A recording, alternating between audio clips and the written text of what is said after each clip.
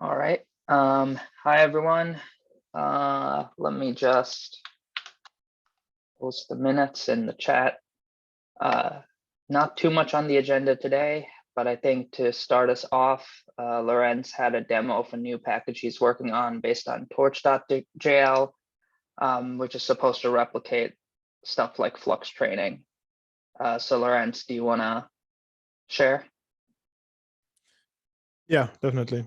So not really. I mean, it's just a prototype for now. I'll send a link in the chat and share my screen if I have permissions. Let me check.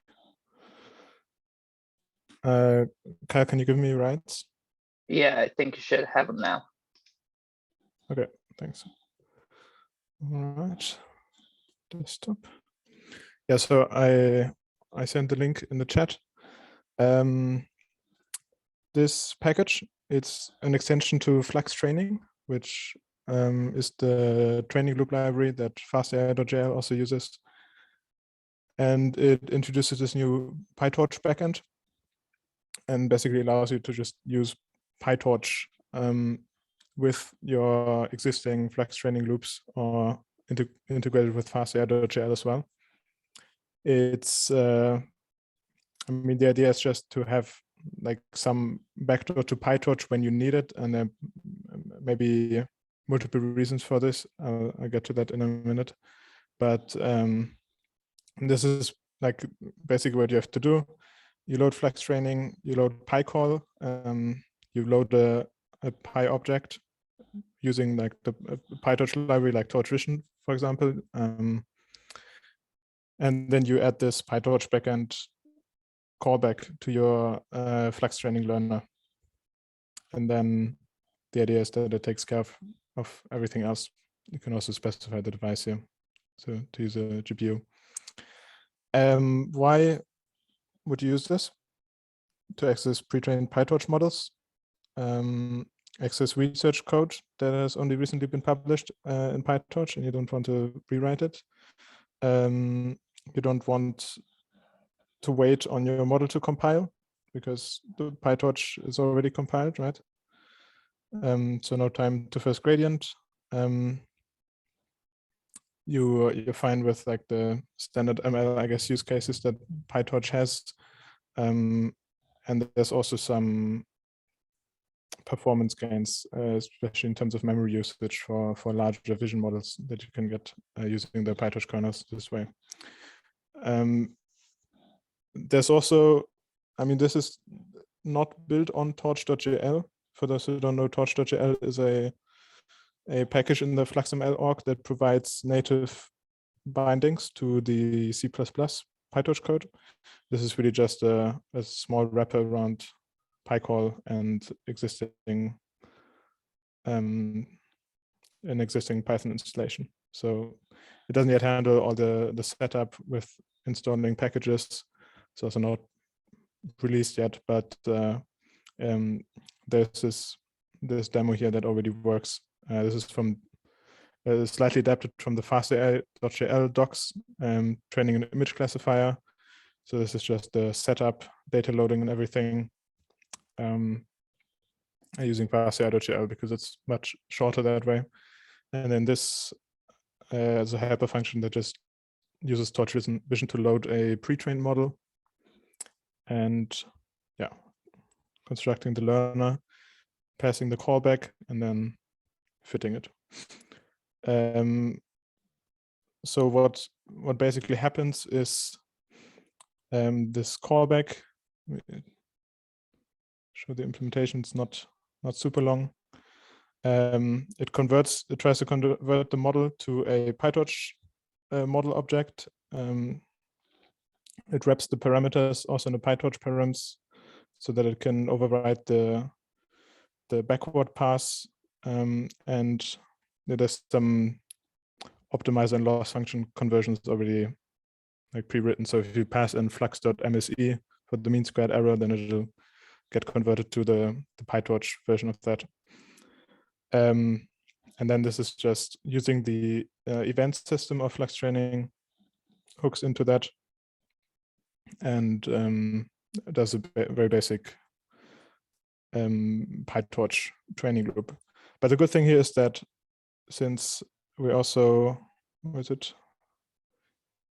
we also override zygote.gradient, which is what's used in most of the training loops. So you don't actually need to write a custom training loop, and this will probably work with your custom training loops that you already have. Yeah, so really just a backdoor if you want to use PyTorch models, some code that's available, or pre-trained models, and having like a really easy option to switch the backend. That's kind of the idea behind this package. Yeah. I think that's the detail I'll go into now, but if you have any questions to ask.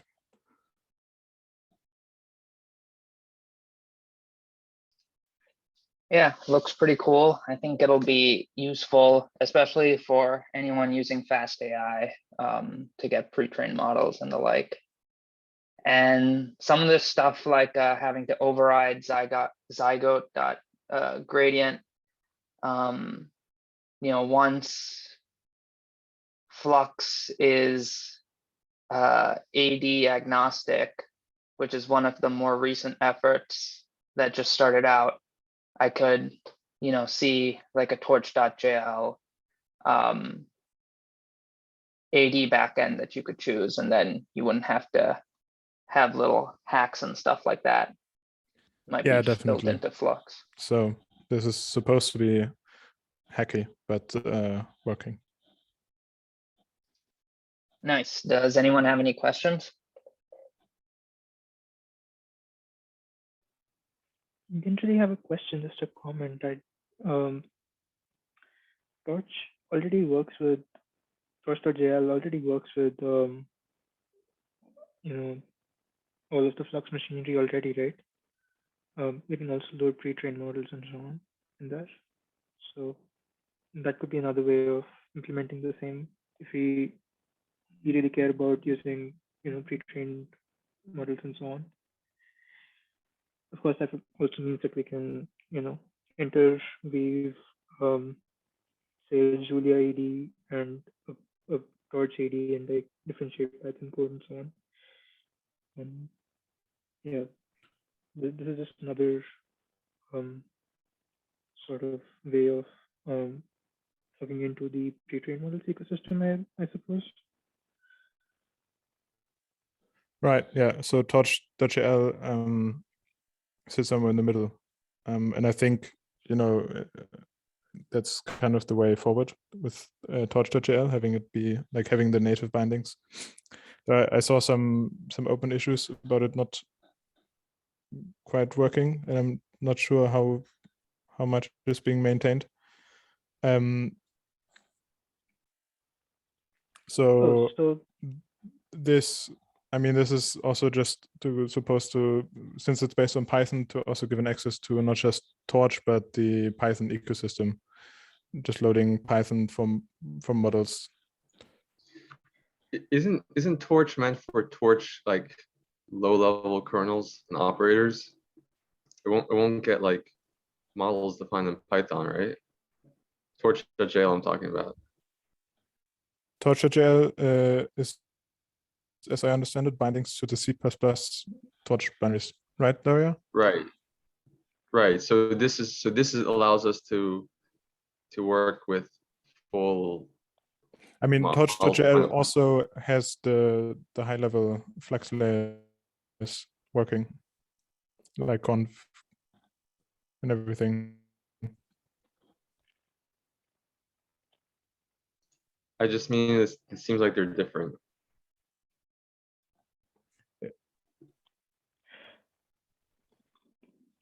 It's a different approach.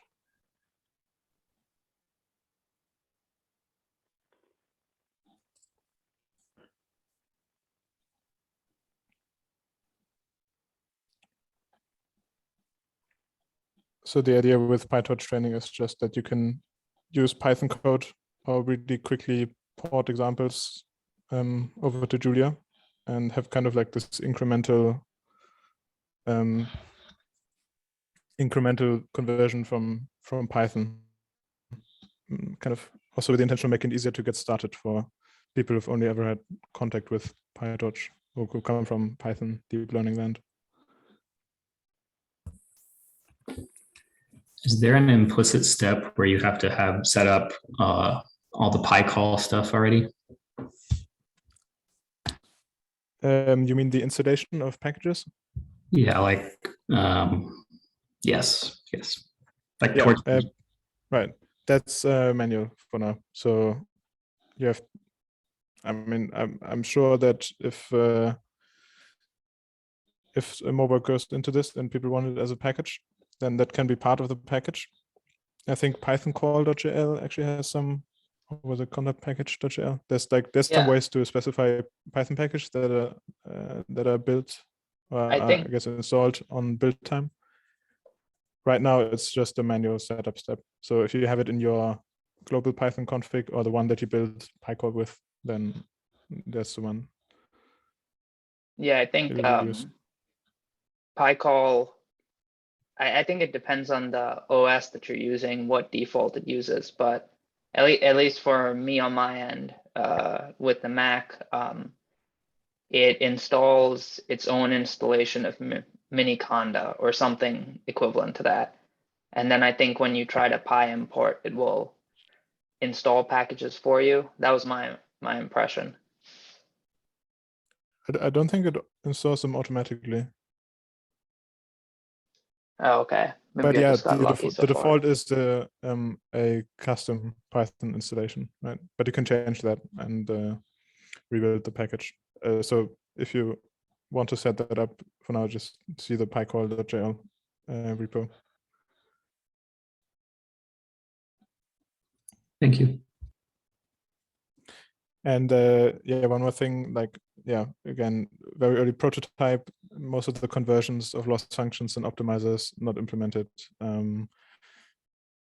There's also, like, I haven't yet found a great general solution to converting arrays to tensors because the conventions for dimension ordering are different. Like batch is first in PyTorch and last in Julia, and like the image channel dimension comes before in PyTorch and after the spatial dimensions in Julia. Yeah, but probably we'll find a decent solution for that. It works right now, just rough around the edges. Cool.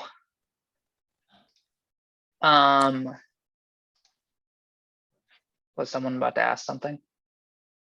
Yeah. Okay. The only other thing I had on the agenda was to go over any GSOC ideas, if anyone had them. FluxML, of course, already has a bunch of GSOC proposals that they do every year, but last year was the first time that the community team had a GSOC. So Manikya, who joins us sometimes on these calls, he did a GSOC project with me, Lawrence, and Brian on adding tabular methods to FastAI. So I didn't know if anyone had any ideas or had something that they've been keeping in their back pocket that they would like to do for GSOC this year.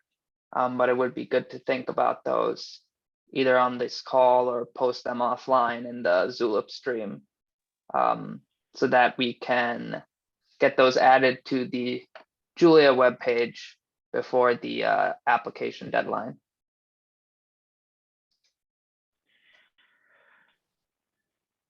There's a couple GSOCs that we want to be doing this year. So one really helpful thing would be if we could pool all the proposals, because we might be applying under NumFocus instead. Yeah. Do you know if the deadline for that application is different than the Google timeline? I know Feb 7th is the deadline for orgs. from Google.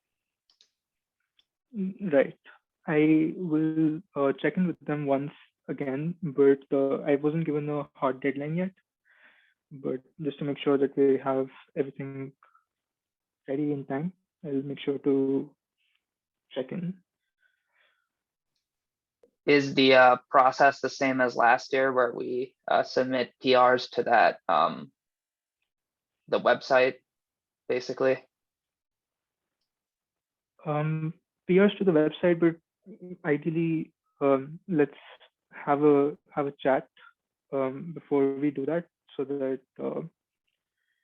we have a good spread in terms of what projects we want to tackle, because we want to be doing some, I know we do some ML specific ones, but this year probably also something a bit more wider, considering that the rules have changed, so we can actually take over larger projects.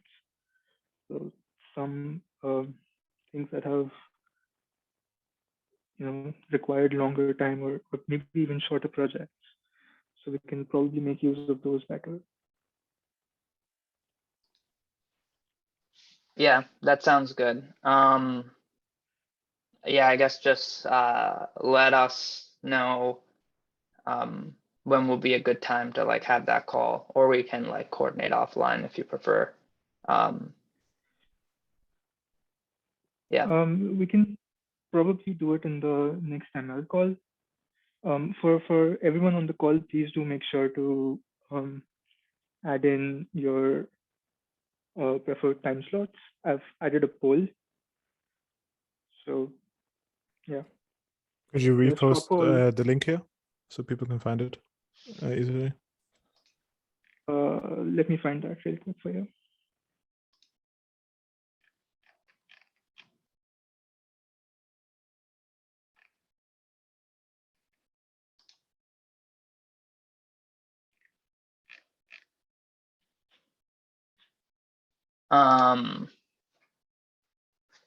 Yeah, I mean, in addition to the tabular data stuff, one of the projects, and I think it was me, Brian, and Julian were the mentors. I think it was actually under the GPU heading at the time.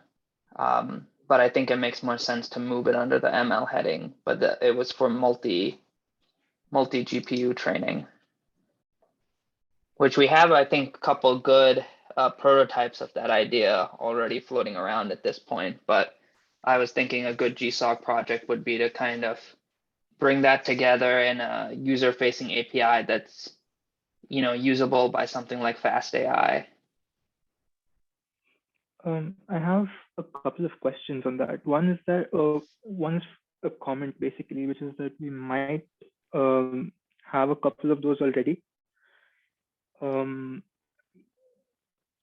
Yeah, we'll probably be able to talk about it more on the ML call, because we'll need everyone and the student on the call as well. But we might have someone who is potentially interested in seeing that through. But that would be more from the GPU side of things. So we have a good story around the interconnects and so on that we need. Another is specifically for you, Kyle. Are you potentially training any of the metalhead models yet? No, I mean, the only Okay. resource I have right now to do that would be Cyclops, but the last time I looked, it looked like a bunch of GPUs were still down. Yeah, I had started some training processes already. So I will be able to push some weights, but I wasn't sure if there was anything happening already. No, go for it. We can probably talk about it later when we have something more concrete, because it's going to take a while to train everything up. Are you using multiple GPUs for that? Yep. Cool. Yeah, I mean, let me know once it's all done. I'll also think about possible GSOC projects involving FastAI.jl.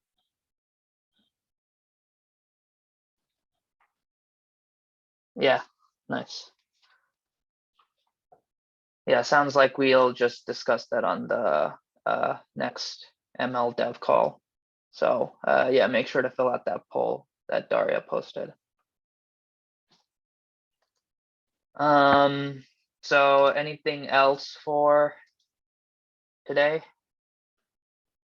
That's all I had on the agenda. Okay, if not, we can end early. Thanks everyone for joining, and we'll see you either at the dev call or in 2 weeks. Right. Thanks for joining.